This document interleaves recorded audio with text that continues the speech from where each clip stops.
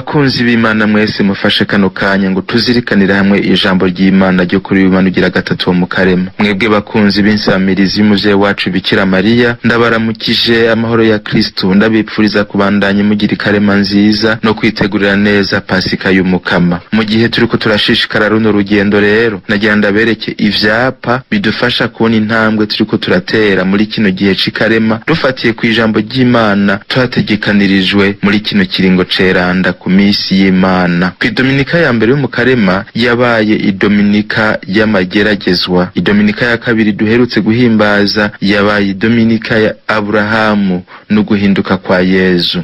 Kuri idominika ya gatatu rero ni dominika ya Musa, nawe akatubwira isezerano Imana yagiraniye n'Abanyisirayeli, kandi tumuvuze tukamenya ko tuvuze Musa mushasha ariwe Kristo, atwereka ingene iyo sezerano ariwe ayigira nshasha. Ku munsi w'Imana uza naho zo dominika y'Isirayeli n'igihugu c'isezerano. Ku dominika ya gatanu naho ibe idominika y'abahanuzi, hanyuma rero duce dushikira idominika y'ibisandasanda. None rero uyu munsi mu nkundire ngaruke ku idominika ya gatatu ariyo ya Musa tubona ku musozi wa Sinayi. Hanyuma rero mu nkundire mbanze ndabashikize ibisomwa vyeranda tugiye kuzirikana. Igisomwa ca mbere tugisanga mu gitabo c'Ihunguka, ikigabane ca 20 kuva ku mbere gushika karongo k'17, aho Imana yibutse igihugu cayo amabwirizwa yayo ariyo kimenyetso c'isezerano. Izaburi yo kwitsa iryo jambo ry'Imana ni ya 18 canke 19 bivanye na Bibiliya ufise aho yandikiwe, maze rero zaburi gashimagiza amategeko y'Umukama ingene atunganye hamwe n'iteka kuwubaha Umukama. Igisomwa ca kabiri tugikura mu ibaruwa rya mbere Paul Mweranda yandikiye Abanyakorenti, ikigabane ca mbere kuva ku karongo 22 gushika 25, ahagereranya ubwenge bw'abantu n'ubusazi bw'umusaraba wa Kristo yabambwe. Inkuru nziza nayo niyo twandikiwe na Yohani Mweranda, ikigabane ca kabiri karongo k'13 gushika 25, aho batwereka Yezu Kristo yiyamiriza abadandariza mu gisengero c'i Yerusalemu agira ati ingoro ya data ntikaba inzu y'akaguriro. Nidutege yompi rero ivyo bisomwa vyeranda mukaba muri kumwe na Patiri Hermenegilde co yitungiye wo muryango wa Patiri Bashonstadt ku musozi wa Siyoni Gikungu. Ivyo dusoma mu gitabo c'Ihunguka, umusozi wa Sinayi, Imana yavumereye aya majambo yose iti: Nije Umukama Imana yawe, nagukuye mu ntara ya Misiri, ndakuvana mu buja warimwo. Nta zindi mana uzosenga atari jewe. Mu biremwa vyo mu kirere, vyo kw'isi n'ivyo mu mazi, ntihagire na kimwe utoramwo ikigereranyo, bisubiye ntuzusenga ibishusho, ntuzubipfukamire kandi ntuzubikorere, kuko jewe Umukama Imana yawe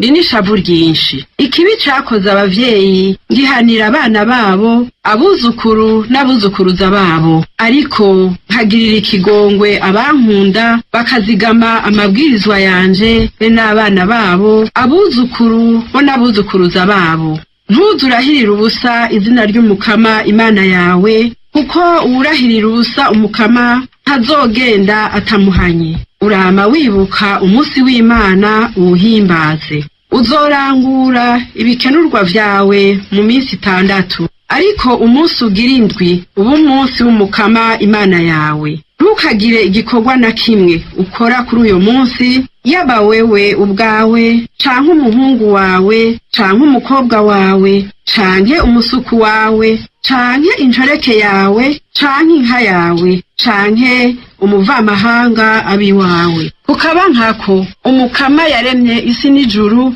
ikiyaga n'ibirimwo vyose mu misi 6, umunsi ugira indwi araheza araruhuka. Nico gituma uwo munsi wo kuruhuka Umukama yawuhezagiye, akawutera iteka ryinshi. Sonera so na nyoko, kugira ngo uzorambe imyaka kuri iyi si Umukama Imana yawe aguhaye. Ntugire uwo wica, ntuzusambane, ntuze wibe, ntuze wagirize mugenzawe uvuga ibinyoma. Ntuzokwifuze inzu ya mugenzawe, ntuzokwifuze umugore wiwe, umusuku wiwe, incoreke yiwe, inka yiwe, kibure indogobwe yiwe, eka ikintu ciwe cose. Iryo ni ijambo ry'Imana.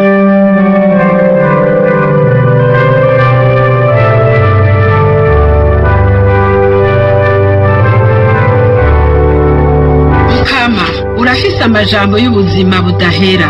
Mukama, urafise amajambo y'ubuzima y'ubuzima budahera. Amategeko y'umukama aratunganye ahembura umutima. Amabwirizwa y'umukama n'ay'ukuri niyo bwenge bw'abantu baciye bugufi. Mukama urafise amajambo y'ubuzima budahera. Amategeko y'umukama aragororotse n'akeza mutima. Amabwirizwa y'umukama arasobanutse niyo muco w'umutima. Mukama urafise amajambo y'ubuzima budahera. Ukubaha umukama n'akaroruhore ikuzokwigera guhera n'intete. Umukama ashinga intahe y'ukuri, intahe yama itunganye. Mukama urafise amajambo y'ubuzima budahera. Isumbya izahabu gukundwa, nayo nyene itagira imvange. Irusha kuryoha ubuki n'umutsama. Mukama urafise amajambo y'ubuzima budahera.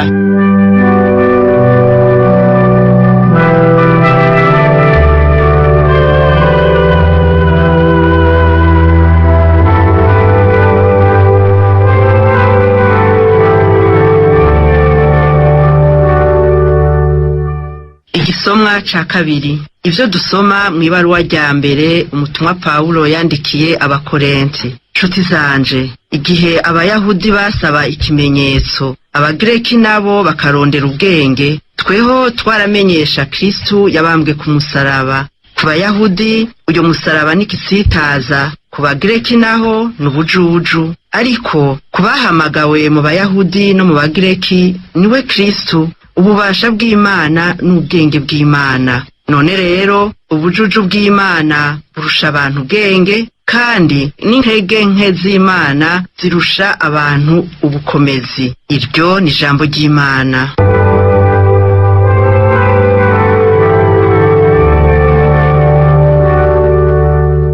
Nimuhorane umukama. Ivyo dusoma mu njiri nyeranda yanditse Yohani. Pasika y'abayahudi yari yegereje, Yezu rero aduga i Yeruzalemu, araheza asanga mu gisengero ababunzi inka n'intama n'inuma n'abavunja amafaranga bicaye. Araheza azingazinga imigozi, ayigira nk'ikiboko, arabahinda bose abakora mu gisengero be n'intama n'ibimasa, amafaranga y'abavunja arasanzaza, ameza yabo arayacuranguza. Ababunzi inuma nabo ababwira ati, kuri ivyo ngaha, ingoro ya data ntimuyigire inzu y'akaguriro. Abigisha babiwe rero bibuka ko handitswe ngo kwitwararika ingoro yawe kuzompagarika umutima. Abayahudi rero baramwishura bati, kubigenjeje gutyo ikimenyetso utweretse ni ikihe? Yezu abishura ati, sambura igisengero nanje nze ndagihagarike mu minsi 3. Abayahudi rero baramwishura bati, iki gisengero bakimazeko imyaka 46 bacubaka, nawe ngo wogihagarika mu minsi 3? We yamara yavuga igisengero c'umubiri wiwe. Aho rero amariye kuzuka ava mu bapfuye, abigishwa biwe bibuka ko yari yabivuze, barahava bemera ivyanditswe, bemera n'ijambo Yezu yari yavuze igihe yari Yeruzalemu mu minsi mikuru ya Pasika, benshi babonye ibimenyetso yagira. Baremera izina ryiwe. Yesu nawe yamara ntiyabibashimira kuko yari abazi bose, kandi atarakeneye uwumumenyesha ibiri mu muntu, nanone yarazi akari mu mutima w'umuntu. Dushemeze iri jambo ry'Imana.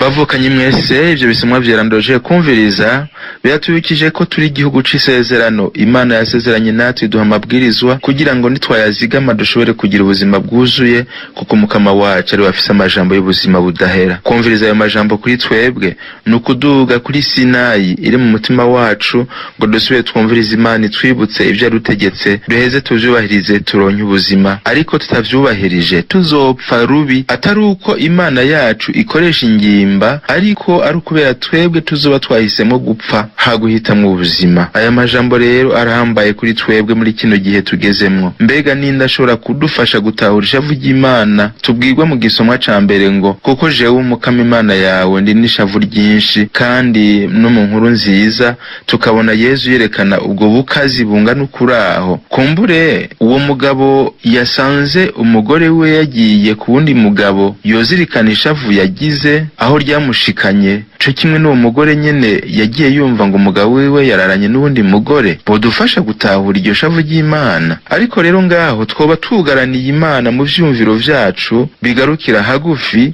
kuko iyiza gukurikiza ingingo zayo nk'uko yazishinze n'ingene abantu bagenda barayigarariza, nta numwe akiriho kuri ino si. Ariko ico bikoze ngiki gihe co gusubira kugaruka ku Mukama. None tugire ijambo dusigarana inyuma yo kuzirikana ayo majambo meranda ari muri bino bisomwa vy'uno munsi w'Imana wa gatatu wo mu Karema. Ubwa mbere, nta zindi mana uzosenga atari jewe. Ego koko twarigishijwe kuva na kera ko ibwirizwa rya mbere ari usenge Imana yonsa uyikunde kuruta vyose. Ariko ntihagire uwitiranya ibintu n'ibindi, nkabo bavuga ngo abagatolika basenga ibigereranyo, ngo basenga ibishusho.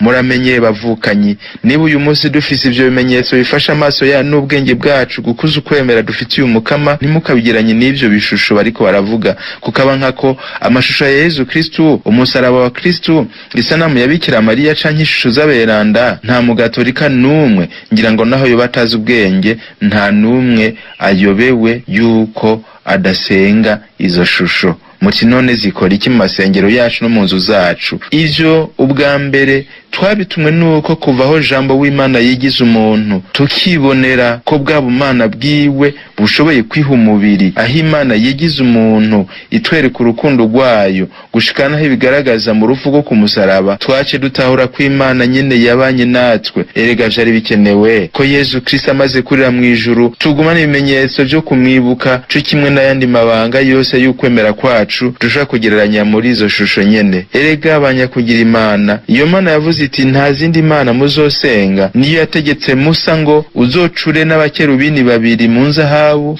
ubacure mu zahabu inoze, ubashire mu mpera z'uwo mufundikizo, ya mufundikizo w'isanduku y'isezerano. Niho rero nzobanira namwe ndi hejuru y'umufundikizo uri hagati y'abakerubini babiri bari ku isanduku ry'amategeko. Ndakubwira ivyo ntegetse vyose vyerekeye bene Israeli. Murashobora kuvyisomera mu gitabo c'ihunguka nyene, ikigabane ca 25 akarongo k'17 gushika ku 22. None Imana yisubiye ko haraciye n'akanya, ihibambewe ntaho vyakabaye ko Imana yisubirako, kuko ibigereranya Imana yiyamiriza nivyo vyose biduca kuri yo. Ivyo bigeranyo biduca ku Mana. Raba ingene amatungo yawe wayagize ibigirwamana, kuko yagutwaye umutima utagifise n'akanya uhereza Imana. Raba ingene ubutegetsi bwawe wabugize ikigirwamana, kuko bugutuma utubaha Imana n'ubundi bubisha ukora kubera ico kibanza wahawe. Ingene urondera gucinyiza mwene wanyu kugira ngo ugumane ubwo butegetsi. Nanone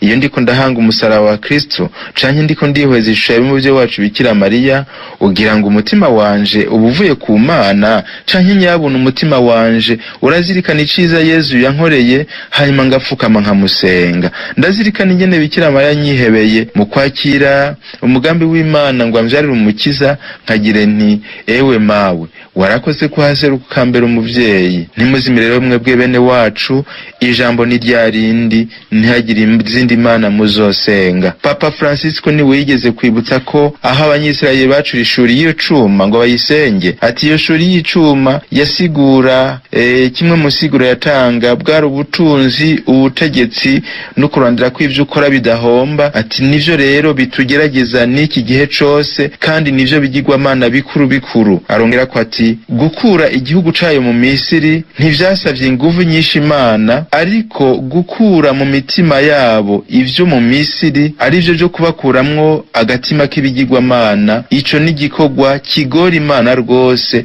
kuko gushika no kuyisaha irashishikara kugikora. None nutureke gutisha vu kuri ivyo bimenyetso bifasha ukwemera kwacu tuvyitiranya n'ibigirwamana, ahubwo nyabuna dukure ibigirwamana twirengagiza mu buzima bwacu, iteka ry'Imana rizoba ryubahirijwe. Ubugira kabiri, ingoro ya data ntimuyigira inzu y'akaguriro. Yezu yamara yavuga igisengero c'umubiri wiwe. Ivyo bintu nyene ntivyumvikana, ninde yo bitegera? Bitwerekeza nyene kuri bwa bujuju canke ubusazi bw'Imana, uwo bwakiriye nk'ubwenge nyabwo ategera Kristo yabambwe ku musaraba. Wa musaraba ubigitsitaza ku Bayahudi ukaba ubujuju ku Bagreki, ariko twebwe tubera ububasha bw'Imana. Niho rero tutokwigira twirengagiza iyo nyigisho ya Kristu hambavu yo gusonera amasengero dusengeramwo, twibutse kandi ko aherezamwo ya nkuka ya Pasika yadushikirije ubukiriro. Turibuka rero kandi ko Kristu yatwinjije mu buzima bwuzuye bw'abana b'Imana. Iyo Mana rero niyo yatubwiye iti uwunkunda azozigama ijambo ryanje, na data azomukunda duheze tuziwe tumugire ingoro yacu. Yohani ikigabane c'14 akarongo ka 23. Erega igihe Paulo mweranda yigisha ati canke nimuzi ko imibiri yanyu ari ingoro y'umutima mweranda muri mwebwe kandi mwahawe n'Imana, yarafise iyo akuri iyo nyigisho. Nitugire rero uwo mwitwariko wo kubaha Imana n'ingoro y'Imana, ngo we yamara yavuga igisengero c'umubiri wiwe. Hagati aho uyu munsi kandi ndatahura ko ugusonera ingoro y'Imana bijana no gusonera ingoro y'Imana igizwe n'umubiri wanje. None ga muvukanyi, iyo nyigisho iragushika ku nyota? Ubona ushobora gusonera umubiri wawe n'umuvukanyi wawe? Canke urindire yuko Yezu Kristu aza agatora ikimoko ngo asanzaze ivyo bintu uri kuradandariza muri iyo ngoro y'Imana? Uko kuyihumanya, uko guhumanya umubiri wawe bihagaze kuri ivyo bigirwamana twabwiwe mu gisomwa ca mbere, bicafuza isezerano twagiraniye n'Imana, mbere bikanadukura ku Mana rwose. Sonera ubuzima bwawe n'ubw'uwundi. Wewe uhohotera ubuzima bw'umuntu gihe uri kuramukubita canke umukorera yandi mabi, ibuka ko ari ingoro y'Imana uri kurasambura, uri kurasenyura kandi udashobora kuyubaka. Vyongeye ukamenye yuko impera n'imperuka uzobiriha rwose. Wewe tubahiriza agateka kazina muntu, ibuka ko ari ingoro y'Imana uri kurafutanya. Nawe kandi wifata nabi, umubiri wawe wawuhebeye mu buhombo. Wewe umara umusi wose uri kuraboganiza ibiyoga vy'ubwoko bwose mu mubiri wawe, kandi zuko uri kuriyica. Zirikana ko uwo mubiri atari wewe wihaye, ko ari ingoro y'Imana uri kurahumanya. Niwa bizirikana uzoruhuka ku mutima, uzoronka ubuzima. Yezu Kristu azoza akuzure, gutyo rero uzohimbaza Pasika nk'intsinzi yawe. Bavukanyi, umwe wese arazi urugero ivyo bintu vyama bimugorerako, aho bigeza kumugora. Turakeneye rero udushigikira ngo ukwitwararika ingoro yawe kuzompagarika umutima. Erega Bikira Mariya yamanye uwo mwitwarariko wo kwitwararika ingoro y'Imana y'umubiri wiwe, kuko uwo mubiri wiwe wari waranateguwe ngo uze wakira umwana w'Imana nzima. Nawe yaravyitwararitse mu kwishumara agira ati, ivyo bizoshoboka bite ko ntarimenye umugabo? Numva nyene ko ntegera ko iyo ngoro y'umubiri wiwe yari yayihebeye umukama, kuburyo nahoza ico yityoza yo kwemera agatanga n'ubuzima bwiwe haguhemuka. Niho rero umutima mweranda yamutwikiriye, araheza tuvyarera uwa yatubambiwe ku musaraba. None rero dusaba Bikira Mariya twigisha ingeso nziza zose zotuma dusenga Imana yonsa, tugakurikiza amabwirizwa yayo no kubaha ingoro y'umubiri wacu, kandi ivyo vyose bidufashe gutegera amabanga ya Pasika, kuko tuvyerekeza kuri Kristu yapfuye akongera akazuka. Nashemezwe ubu no mu myaka yose. Amen.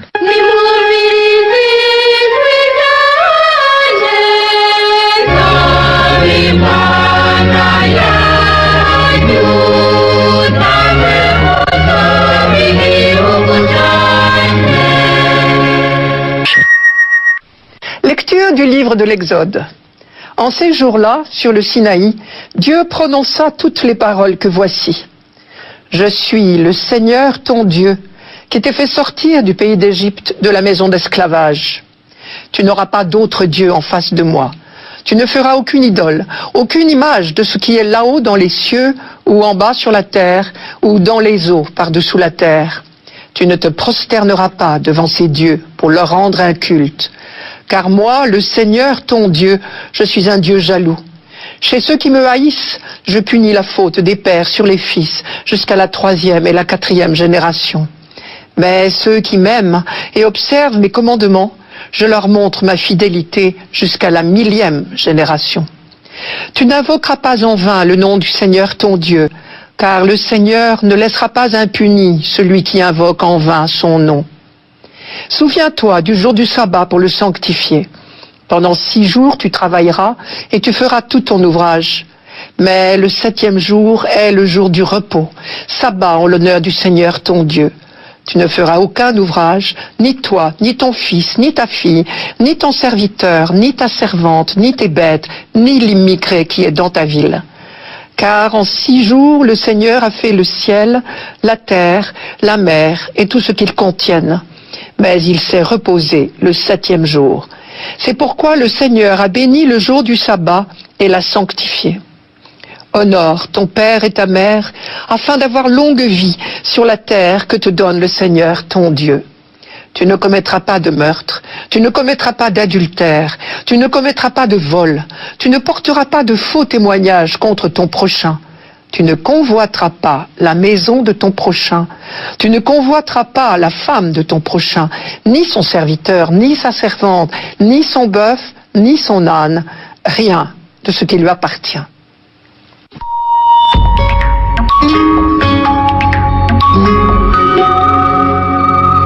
Nos frères juifs appellent ce texte les 10 paroles, et non pas les 10 commandements, car la première parole n'est pas un commandement. Or, elle est la plus importante, je vous la rappelle. Je suis le Seigneur ton Dieu, qui t'ai fait sortir du pays d'Égypte, de la maison d'esclavage. Ce verset constitue le prologue, et les commandements suivent. Et c'est ce préambule qui justifie tout le reste, qui donne sens à tout le reste.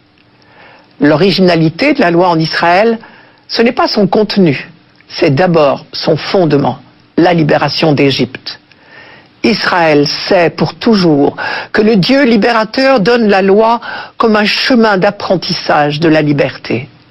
Et donc on peut lire chacun des commandements comme une entreprise de libération de l'homme de la part de Dieu, ou si vous préférez, une méthode d'apprentissage de la liberté pour l'homme. C'est le sens, pour commencer, de l'interdiction de l'idolâtrie. Tu n'auras pas d'autre Dieu en face de moi. Et tout au long de l'Ancien Testament, les prophètes, les uns après les autres, se feront les champions de la lutte contre toute idolâtrie. Et ils auront bien du mal. Aujourd'hui encore, ils auraient bien du mal peut-être. Parce que finalement, la définition d'une idole, c'est ce qui nous occupe au point de faire de nous ses esclaves. Ce peut être une secte, mais aussi l'argent, le sexe, une drogue ou une autre, la télévision, ou toute autre occupation qui finirent par remplir le champ de nos pensées, au point de nous faire oublier le reste. Tu ne feras aucune idole, aucune image de ce qui est là-haut dans les cieux, ou en bas sur la terre, ou dans les eaux par-dessous la terre. Oui, parce que toute image de Dieu est interdite, parce que toute image serait fausse.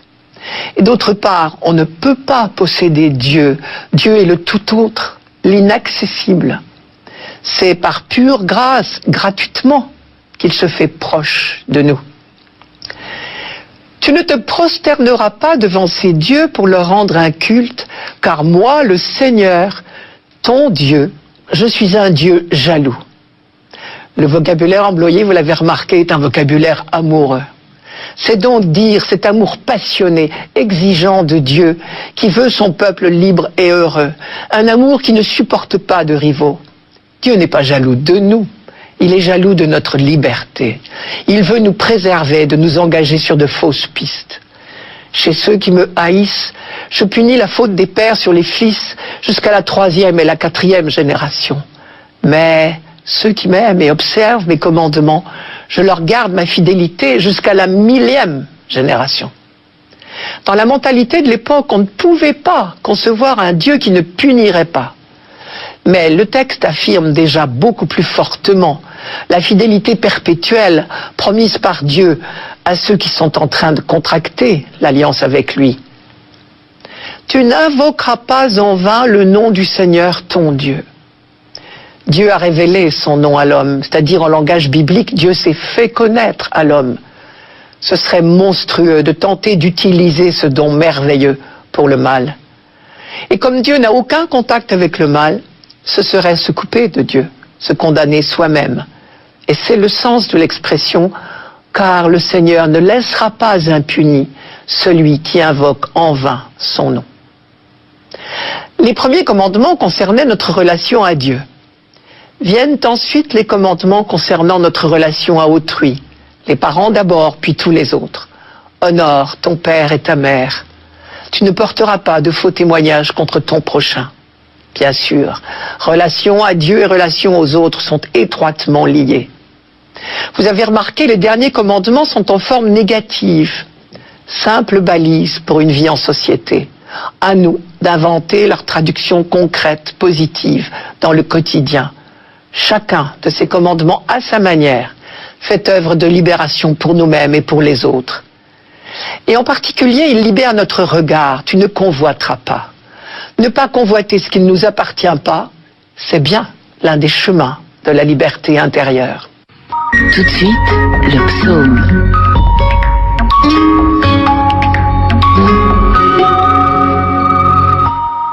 Psaume 18. La loi du Seigneur est parfaite, qui redonne vie. La charte du Seigneur est sûre, qui rend sages les simples. Les préceptes du Seigneur sont droits, ils réjouissent le cœur. Le commandement du Seigneur est limpide, il clarifie le regard. La crainte qu'il inspire est pure, elle est là pour toujours. Les décisions du Seigneur sont justes et vraiment équitables, plus désirables que l'or, qu'une masse d'or fin, plus savoureuse que le miel qui coule des rayons.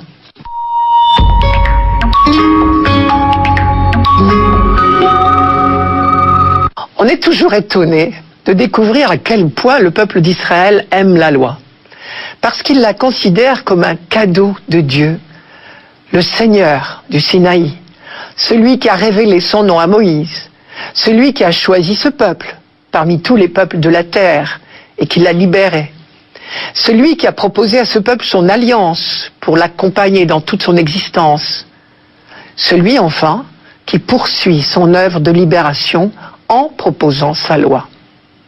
Il ne faut jamais oublier qu'avant toute autre chose, le peuple juif a expérimenté la libération apportée par son Dieu. Et les commandements, comme on les appelle, sont dans la droite ligne de la sortie d'Égypte. Ils sont une entreprise de libération. Dieu a fait sortir, c'est l'expression consacrée, il a fait sortir son peuple des chaînes de l'esclavage. Il le fera sortir de toutes les autres chaînes qui empêchent l'homme d'être heureux. C'est cela, l'alliance éternelle. L'exode était route vers la terre promise.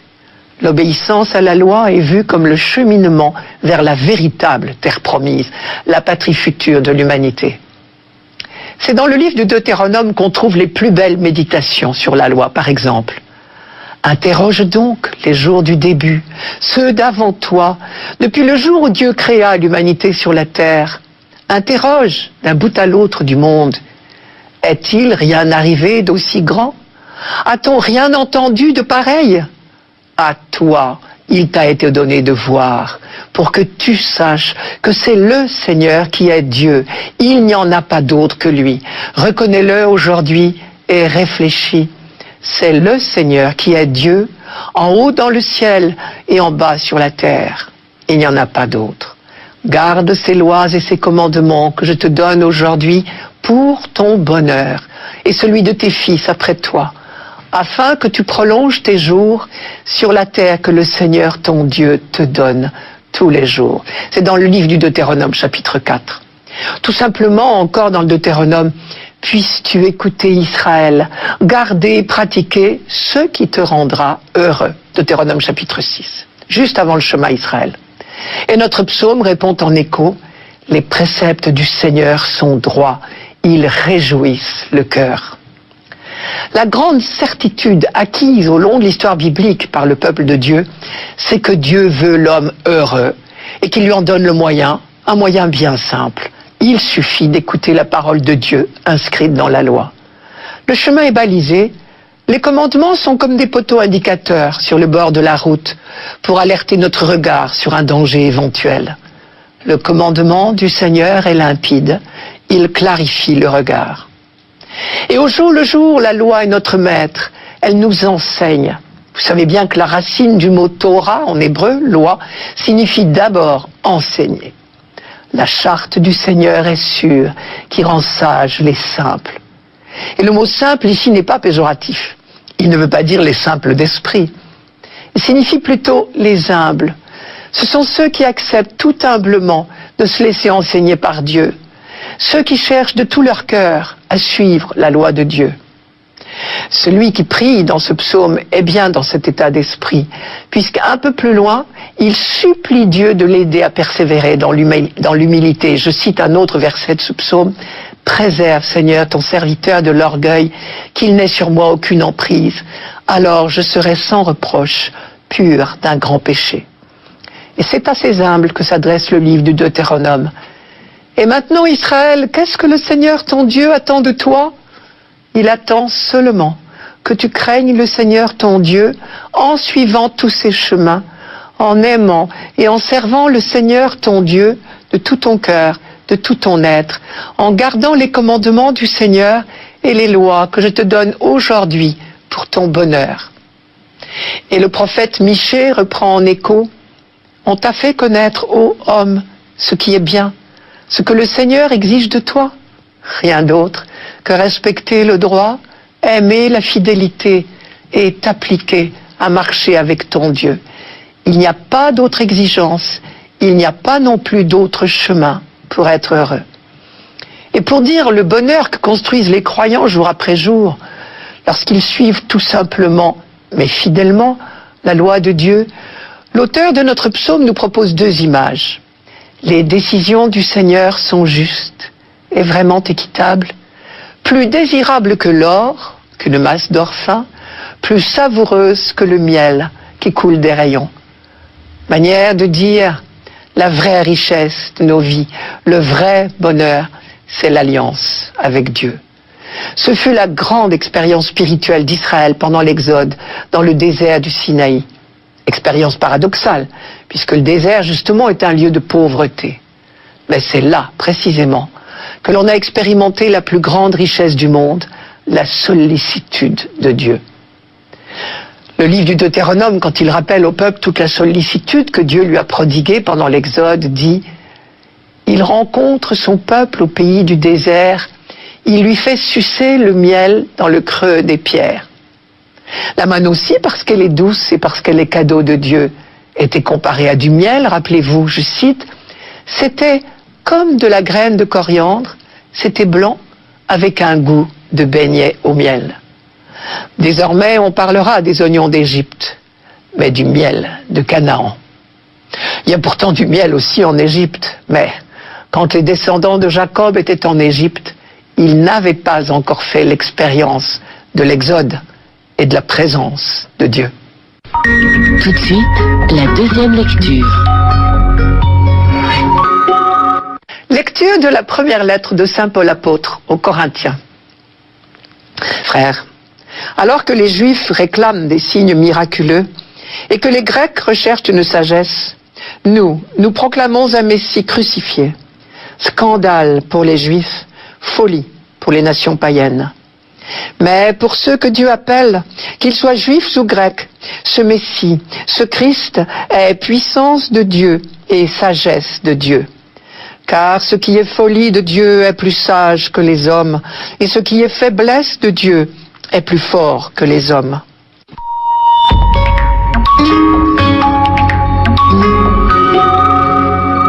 On sait bien que Paul a consacré toutes ses énergies à annoncer à ses contemporains que Jésus de Nazareth était le Messie.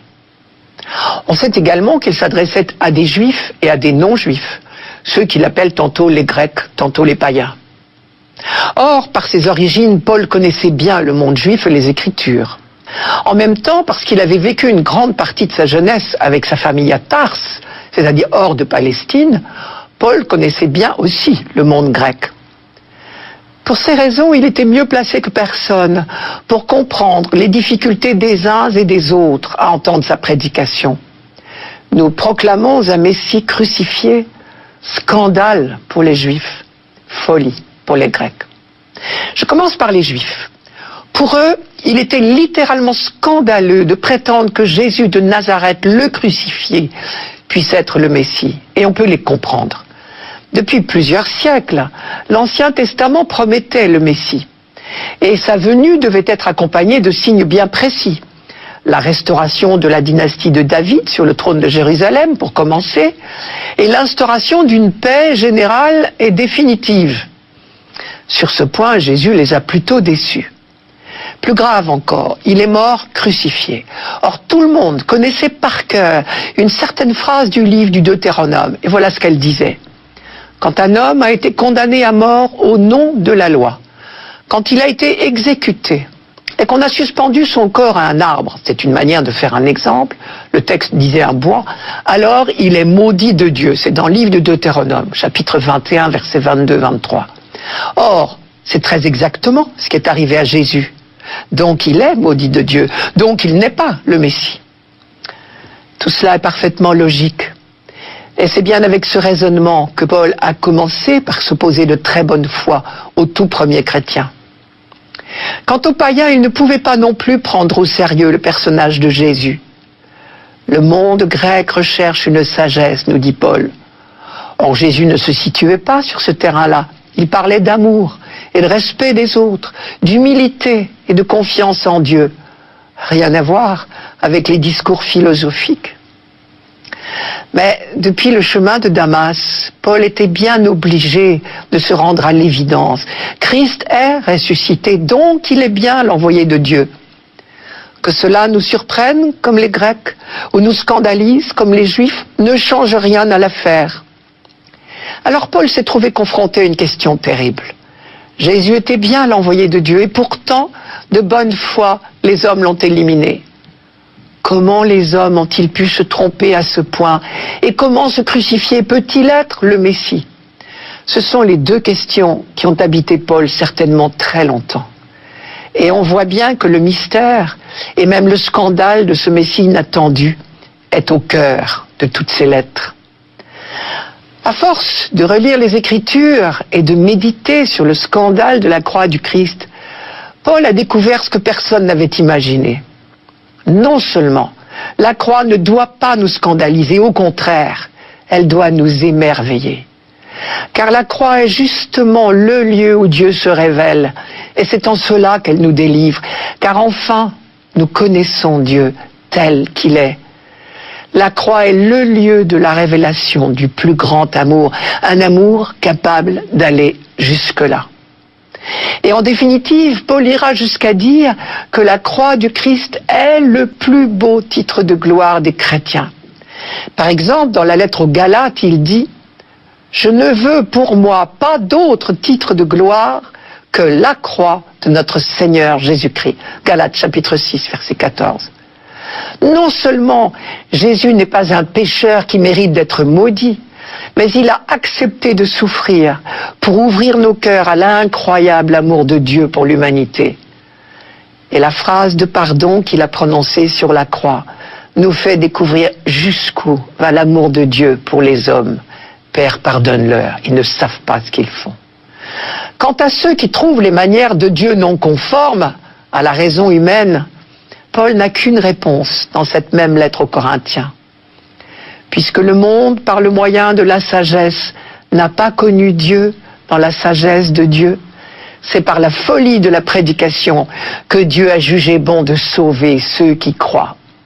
Et un peu plus loin dans cette même lettre aux Corinthiens, que personne ne s'abuse. Si quelqu'un parmi vous se croit sage à la manière de ce monde, qu'il devienne fou pour être sage, car la sagesse de ce monde est folie devant Dieu. Jésus l'avait déjà dit, « Je te loue, Père, Seigneur du ciel et de la terre, d'avoir caché cela aux sages et aux intelligents et de l'avoir révélé aux tout petits. » Matthieu 11, verset 25. Notre témoignage, décidément, ne peut s'offrir que sans défense. Tous nos beaux raisonnements ne mèneront jamais personne à la foi. Devant le mystère de Dieu qui se manifeste dans le visage défiguré du Christ en croix, entre deux bandits, tous nos édifices intellectuels s'écroulent comme des châteaux de cartes. Bienheureuse insuffisance qui peut rassurer tous les piètres prédicateurs que nous sommes, quand nous essayons de tout notre cœur de convaincre quelqu'un de la foi chrétienne, ne nous inquiétons pas de notre insuffisance. Elle est structurelle, parce que ce mystère de Dieu ne peut que nous échapper.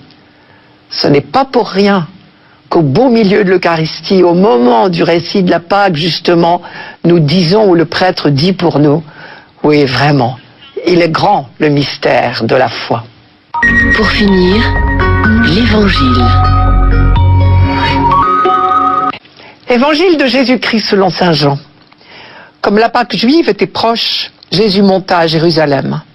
Dans le temple, il trouva installés les marchands de bœufs, de brebis et de colombes et les changeurs. Il fit un fouet avec des cordes et les chassa tous du temple, ainsi que les brebis et les bœufs.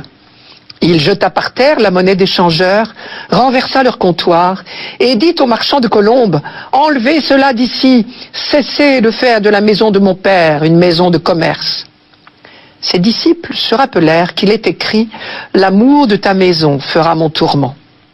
Des Juifs l'interpellèrent. « Quel signe peux-tu nous donner pour agir ainsi ?» Jésus leur répondit « Détruisez ce sanctuaire et en 3 jours je le relèverai. » Les Juifs lui répliquèrent « Il a fallu 46 ans pour bâtir ce sanctuaire, et toi en 3 jours tu le relèverais ?» Mais lui parlait du sanctuaire de son corps. Aussi, quand il se réveilla d'entre les morts, ses disciples se rappelèrent qu'il avait dit cela. Ils crurent à l'écriture et à la parole que Jésus avait dite. Pendant qu'il était à Jérusalem pour la fête de la Pâque, beaucoup crurent en son nom, à la vue des signes qu'il accomplissait. Jésus, lui, ne se fiait pas à eux, parce qu'il les connaissait tous et n'avait besoin d'aucun témoignage sur l'homme. Lui-même, en effet, connaissait ce qu'il y a dans l'homme.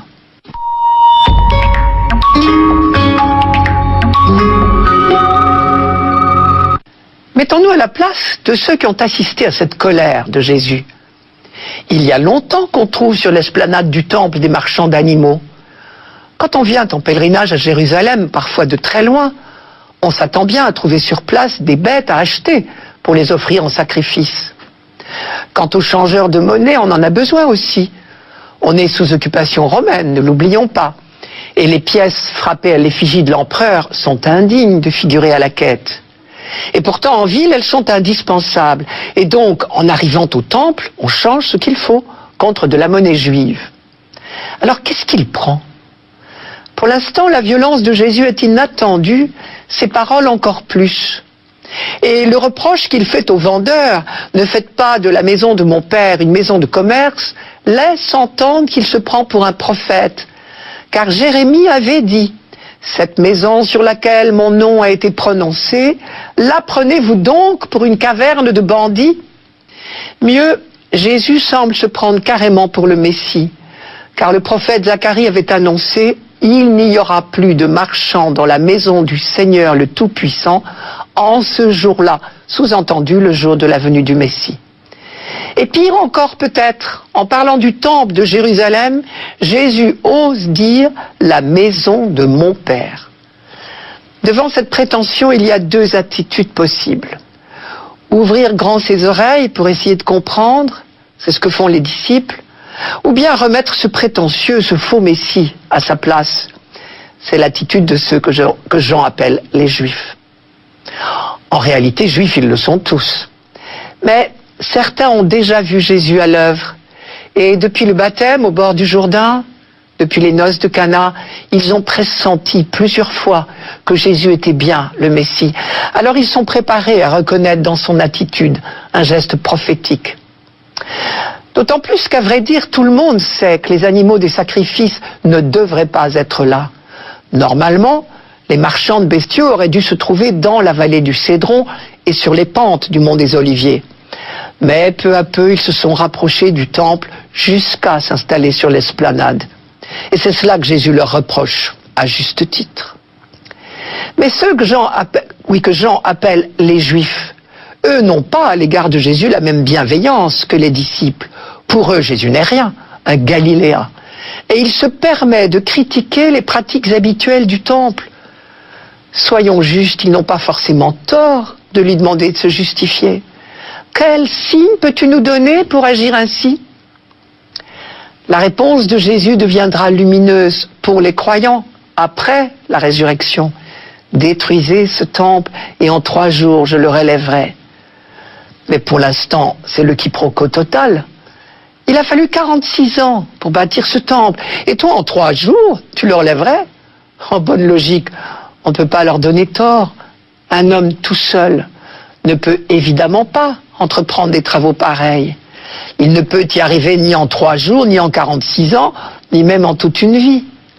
Ce temple magnifique, respecté de tous, parce qu'il est le signe manifeste de la présence de Dieu au milieu de son peuple. Ce temple n'attend rien du charpentier de Nazareth. Avec son histoire de 3 jours, il est un peu court. Encore que, pour un juif habitué de l'écriture, 3 jours, c'était un chiffre dont on parlait souvent. C'était habituellement une manière symbolique d'affirmer « Dieu interviendra certainement ». On lit cela dans le livre du prophète Osée, par exemple. Or, le livre d'Osée, nos Juifs le connaissaient sur le bout du doigt, certainement. Oui, mais, à leurs yeux, Jésus n'est pas un prophète. Et tout le problème est là, d'après Jean. Et s'il a placé cet épisode du temple au début du ministère public de Jésus, alors que les 3 autres évangiles le placent au contraire tout à la fin, c'est peut-être pour nous alerter. Il y a des a priori qui empêchent Dieu de parler. Les disciples n'avaient pas de ces a priori, ils ont pu accompagner Jésus pas à pas et le découvrir peu à peu. Et au contraire, ces opposants se sont enfermés dans leur certitude. Et du coup, ils sont passés à côté de cette révélation extraordinaire qu'ils attendaient pourtant de tout leur cœur. Désormais, la présence de Dieu n'est pas dans une construction de pierre, mais au cœur même de l'humanité, dans le corps du ressuscité.